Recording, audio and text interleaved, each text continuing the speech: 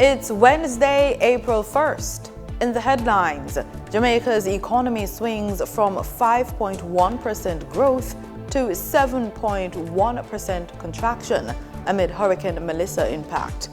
In business news, central bank holds a benchmark interest rate.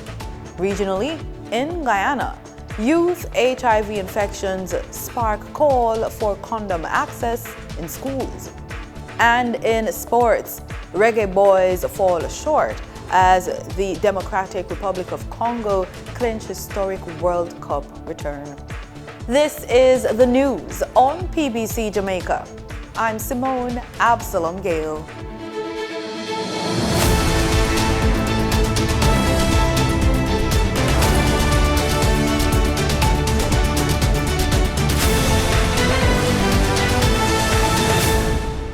Jamaica's economy grew by 5.1% in the July to September quarter of 2025, but later contracted sharply by 7.1% in the final quarter due to the impact of Hurricane Melissa. And that's according to the Statistical Institute of Jamaica. Director General of the Statin, Lucia COPD, shared the data while addressing Statin's quarterly press briefing held at the Terra Nova All-Suite Hotel in Kingston this week. Ms. COPD notes that the economy had earlier expanded by 1.1% in the first quarter and 1.7% in the second quarter of 2025. The impact of the hurricane on productivity would be captured in the GDP. So during the fourth quarter of 2025, Hurricane Melissa disrupted Jamaica's economic activity across the island. The impact was evident in both the goods producing and services industries. The overall performance in the fourth quarter largely reflected the negative impact of Hurricane Melissa on the economy. She says the downturn affected both goods producing and services industries. The goods producing industries declined by 10.7%, and this was largely attributed to declines in agriculture, forestry, and fishing, which contracted by 17.7%. Meanwhile, the services sector fell by 5.9%, with all industries recording declines except finance and insurance, and public administration and defense. She notes that accommodation and food service activities recorded the largest drop. This industry fell by 31.0% and accounted for 42.4% of the overall decline in the services industries.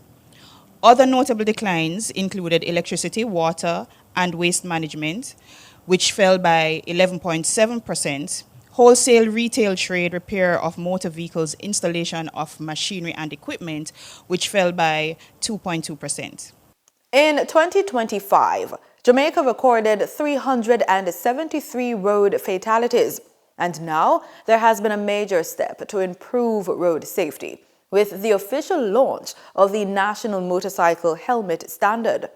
The measure was introduced by the Bureau of Standards Jamaica in partnership with the JN Foundation through the Helmet Wearing Coalition.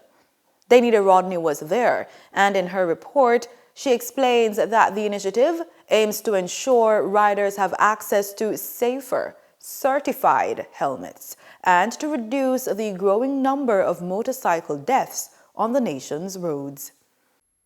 Wearing a helmet could mean the difference between life and death for motorcyclists. Road safety advocates, including the World Health Organization, say proper helmet use remains one of the most effective ways to prevent fatal head injuries in motorcycle crashes. With this in mind, the Bureau of Standards Jamaica officially launched its Motorcycle Helmet Standard in Kingston on Tuesday. Public Education and Customer Service Coordinator at the Bureau, Ellis James Lang, says the launch marks an important milestone in protecting riders.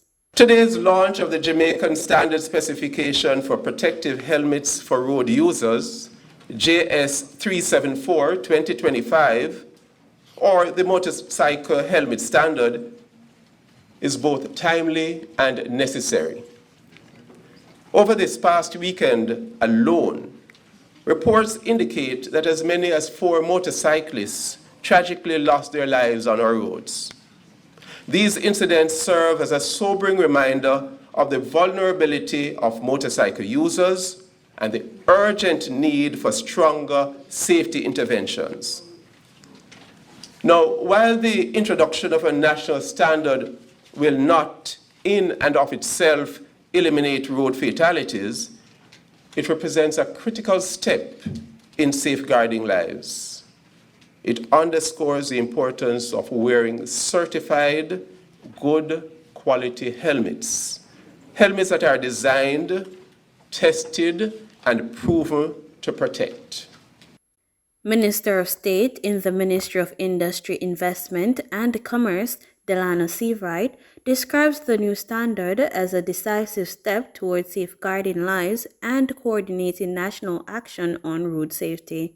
The launch of JS 374-2025, the Jamaica Standard Specification for Protective Helmets for road users, represents far more than the introduction of a technical standard. It represents, my friends, a decisive step by Jamaica to protect lives through science, regulation, and coordinated national action. Executive Director at the Bureau, Dr. Velton Gooden, says the new requirements will address critical safety standards and help ensure helmets provide the protection riders need. The JS 37-2025 has been carefully developed to introduce clear, practical, and internationally aligned guidelines for protective helmets used by motorbike riders. It addresses critical safety and quality parameters, ensuring that helmets worn on our roads are fit for purpose, capable of absorbing impact, and designed to protect the lives of those who depend on them every single day. A helmet isn't just a gear, it's a lifeline. Wear it, every ride, every time. Reporting for the news on PBCJ, I am Danita Rodney. Displaced residents in St. Thomas now have access to safe overnight accommodation following the opening of a new night shelter in Morant Bay, as the government moves to expand support services for the nation's most vulnerable.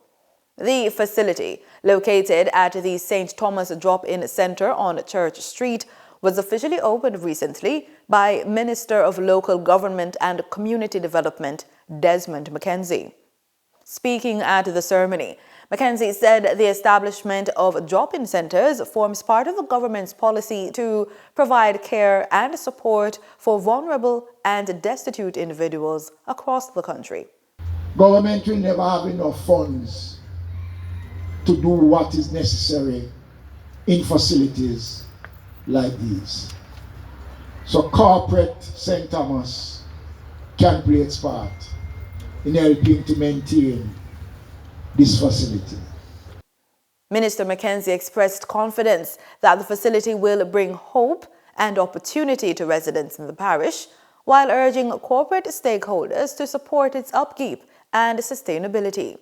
It has provisions for 28 individuals, male and female, and it is fully furnished, well taken care of. He also indicates that the opening marks the completion of the government's island-wide rollout of drop-in centers, with focus now shifting to improvements in infirmaries. The Ministry of Health and Wellness has extended the deadline for submissions under its Research for Wellness Fund to April 30, 2026, inviting researchers and institutions to apply for grants of up to $20 million to support studies aimed at improving national health outcomes. Speaking at this year's Medical Research Conference, Health and Wellness Minister Dr. Christopher Tufton said the initiative forms part of the ministry's broader wellness agenda, which emphasizes the use of research to inform national health policies. And we need to arm our primary healthcare system with the knowledge, the application, the tools, the technology, if necessary, in order to influence the lifestyle that we desire as a society from birth through to death.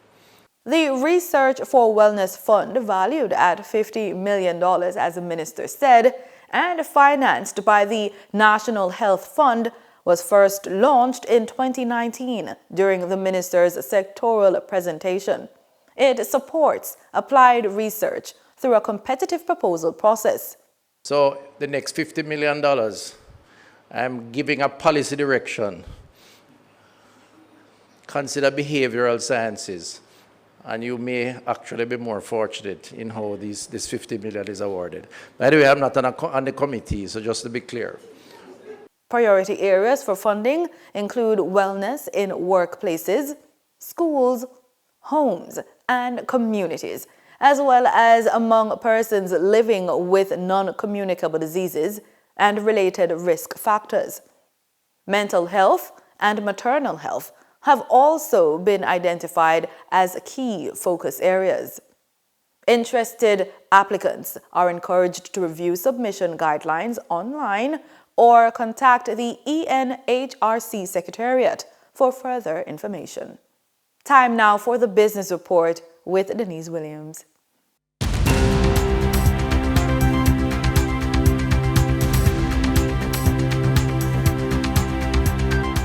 Welcome to today's Business Report. I'm Denise Williams, bringing you the development shaping markets, capital access, and business decision-making across Jamaica and the region. Let's get into the stories that matter. The Bank of Jamaica has held its benchmark interest rate at 5.5% per annum. The central bank says it will continue special measures to support stability in the foreign exchange market, including the direct supply of foreign currency to selected operators in the energy sector. However, the bank is warning that the ongoing conflict in the Middle East could negatively affect its economic growth projection of between 1% and 3% for the next fiscal year. It also says the war is likely to push inflation above earlier forecasts due to rising crude oil and commodity prices. Despite this, the BOJ notes that weaker consumer demand, driven by reduced purchasing power, could help offset some of the upward pressure on prices. Jamaica's unemployment rate edged down to 3.6% in January 2026 from 3.7% a year earlier, according to the Statistical Institute of Jamaica, Statin. Statin reports the number of unemployed persons fell to 51,500, even as overall employment declined. About 1.38 million people were employed, down from just over 30,000 compared with January 2025. The labor force also shrank to 1.44 million as participation by both men and women dropped. The overall participation rate fell to 66.8% from 68.4%. Youth unemployment declined by more than 11%, though youth unemployment improved to 10.7%. Meanwhile, the number of persons outside the labor force increased to 714,800, up by nearly 33,000 persons. Statin noted that an abbreviated survey in some Western parishes limited certain indicators for the period. For the trading period of March 31, 2026, the most actively traded securities were Trans-Jamaica Highway Limited with 19,181,188 units, representing 29.22% of market sales activities. Wigton Energy Limited with 12,497,945 units, representing 19.04% of market sales activities. Supreme Ventures Limited with 6,059,999 units, representing 9.23% of market sales activities. Investor activity remained concentrated in energy, gaming, and transportation plays, signaling continued interest in dividend-producing and strategic assets. Turning to the foreign exchange market based on Bank of Jamaica data for March 31, 2026. Forex traders recorded significant activity with strong demand across major currencies. For the US dollar, trading margins reflected steady liquidity in the US, selling at $156.76 and buying at $158.58. For the Canadian dollar, moderate gains supported by $5.04 transaction spreads. The Canadian dollar sold for $111.14 and was bought for $116.18. For the British pound, continued volatility offered short-term trading opportunities of $2.99 in profits for the banks. The British pound sold for $207.01 and was bought for $210. These movements underscore the importance of cash flow timing, currency awareness for businesses managing import costs, debt servicing, or overseas exposure. Ignoring your credit report while building a debt portfolio doesn't create immediate problems. It creates delayed ones that compound across 20s, 30s, 40s, and then you hit your 50s. So let's start at the beginning. In your 20s, the foundation years are what most people underestimate. In early adulthood, many fail to recognize that even with limited income, they are actively shaping the strength of their future credit asset. This stage is often dismissed as a time of financial limitation, but it is actually the most powerful period for building a strong credit profile. Small, consistent actions like on-time payments, low utilization, and disciplined account management create a foundation that compounds over time. What feels insignificant early in your 20s becomes decisive later in your 50s. In our Funded and Focused feature, advancing your business through bank funding depends on demonstrating repayment capacity. Beyond the idea and the plan, your banker is focused on one core question: how will this loan be repaid? This is where cash flow projections, existing debt obligations, and historical performance come into play. Strong entrepreneurs walk in knowing their debt service ratios, margins, and financial trends. Weak applications rely on optimism instead of evidence. The difference is simple. Bankers fund performance, not potential. And that's today's business report. I'm Denise Williams, bringing clarity to capital markets and strategy. Until next time, stay informed, stay intentional, and keep building forward. See you soon.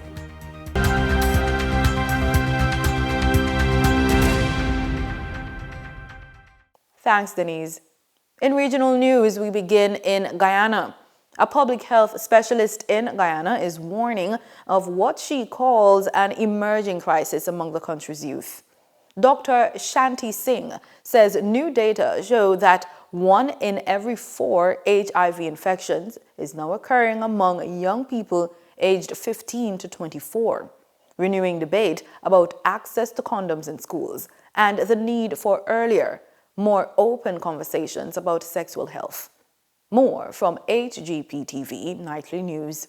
In providing analytical data to provide her views on access to condoms in schools, public health specialist Dr. Shanti Singh outlined that 1 in every 4 new HIV infections in Guyana is occurring among young people between the ages of 15 to 24. In her view, Dr. Singh said data is not a footnote, but more of an emerging crisis. She opined that the emerging crisis is being fed in a part by a society that has historically treated the word sex as something too dangerous to say out loud, let alone discuss openly with a teenager. Her position on condoms in school, she said, is grounded not in controversy but in logic. Dr. Singh further noted that whether distributed within school walls, made available through vending machines or accessible at community health centers, the point is the same. Young people need to be able to protect themselves from HIV and other sexually transmitted infections. Children are adolescents are sexually active. It is only right that we provide a condom so that they can prevent themselves from getting HIV and other sexually transmitted infections. It's only right that we provide a tool so that you don't end up with an adolescent, teenage, pregnant mother. I think from that standpoint,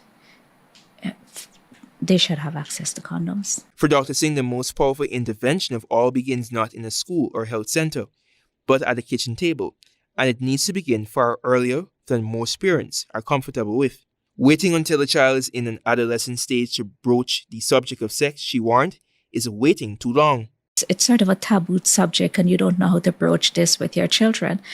I think it's important that you start from very early and not wait until your child is 13, 14, or 15 when they begin to explore. And so having those conversations from very early where you talk about things like good touch and bad touch and respect, and then you build on that.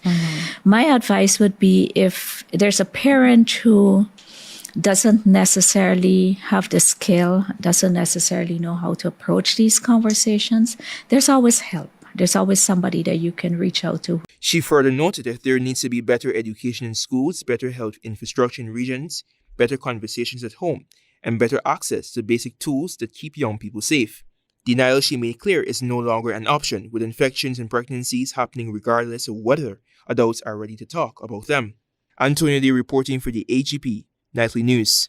We look to St. Lucia as Prime Minister Philip J. Pierre has issued a dire warning for the island, labeling the surge of chronic obstructive pulmonary disease a pandemic fueled by tobacco use. To address the respiratory crisis, Pierre is calling for urgent restrictions on public smoking to protect citizens and ease the mounting pressure on the national healthcare system. Prime Minister Philip J. Pierre issued a stock health alert during Monday's briefing, declaring COPD, chronic obstructive pulmonary disease, nearing pandemic proportions across St. Lucia. He attributes the crisis directly to widespread smoking and urges immediate public restrictions to curb this substance abuse driver. In his home constituency, Pierre encounters COPD sufferers every day, describing their labored breathing and constant complaints as a heartbreaking reality that demands action beyond mere government blame. We have to take a handle on that. The COPD rate in this country is alarming. We have to take, and part of that is we have to see if we can begin to control smoking in public. Because when we talk about healthcare, we have to take some personal responsibility. COPD is almost getting to a pandemic state. And the sad thing is, women now have joined the COPD style, the COPD problem. Yes. It's sad. The lung-destroying condition stems from prolonged tobacco exposure, which Pierre observes ravages communities he knows intimately. Public smoking exacerbates the spread, pulling in women who once seemed immune to the trend. What are we doing about it? What are we saying? Nothing. Blame the government. Healthcare. That's what we do. Blame the government. Blame the Prime Minister.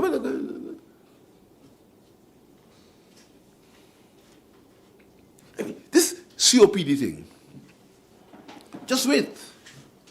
You see, the reason I can say that because I'm a living St. Lucian. I live in St. Lucia. I live among St. Lucians. That's the difference between me. I live among St. Lucians. I live among them. When I go into my home, I see them. I can't get away. Pierre rejects deflection onto healthcare budgets alone, insisting personal accountability must lead the fight against this substance gateway. Controls on public smoking could prevent youth uptake and ease the strain on hospitals where COPD cases now border crisis levels amid rising female victims. Anywhere I pass, I have to feel, anywhere I pass, I see the real St. Lucia. Anyway, boss, I see St. Lucia is live and living color, and I can tell you, the COPD thing is getting dangerous. The Prime Minister's first-hand accounts paint a vivid picture of substance abuses told through COPD, calling for societal shifts starting with public behavior. As budget details emerge during March and April, prevention measures may finally gain traction. Joachim Duplessis, HDS News Force. Barbados is moving closer to becoming a regional hub for specialized children's health care, thanks to a major donation from the Les Louis Shaw Foundation. 6 years into its mandate, the Shaw Center for Pediatric Excellence is already delivering results in training, clinical care, and research across the Eastern Caribbean, with Foundation Director Virginia Shaw highlighting the importance of giving back during a reception hosted by the Canadian High Commission. As we reflect on what we have accomplished over the 6 years and even there yet before, the Shaw Center of Pediatric Excellence, we are also looking that much forward and wondering what is next. We've already begun that exploration on the next phase of the work to hold and further impact it will generate. There is still so much opportunity to deepen this effort, to strengthen its foundation, to expand its reach, and to continue elevating pediatric care across the island. We hope that others will feel inspired to join us in this journey, because meaningful change at systems levels is never the work of one organization. In sports, we kick off with football. Jamaica lost its bid to play in the FIFA World Cup following a 1-0 defeat in their match against the Democratic Republic of Congo. The result marks the DRC's first World Cup appearance in 52 years. The Reggae Boys, who last reached the global showpiece at the 1998 FIFA World Cup in France, were hoping to make a return after their group stage exit, where they recorded a historic win over Japan, but suffered defeats to Argentina and Croatia. The decisive moment came in the first half of extra time at Guadalajara Stadium, when defender Axel Tuanzebe converted from a corner to hand the African side victory, and only their second World Cup qualification.